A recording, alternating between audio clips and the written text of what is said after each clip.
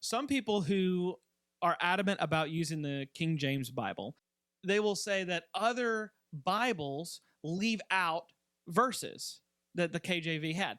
That is not true. That is a false representation of what is happening. Let me explain this to you. Those scriptures that they are leaving out, they are either footnoted or they are put in as brackets. So they'll have little half square brackets around those particular scriptures. An example of this is the end of John 7 and the beginning of John 8. Jesus actually has a story where he is confronted with an adulterous woman. This is the one where he draws in the sand.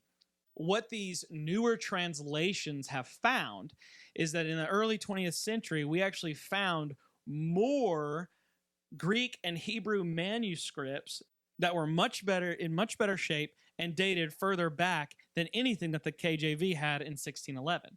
And actually, go back to look at my Bible translation episode, and we talk about how the King James Version heavily relied on the Latin Vulgate and the Tinsdale Bible.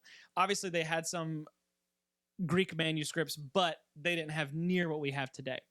And what we have found is that in these older texts, we don't find some of those scriptures that you see in the things that the KJV was using.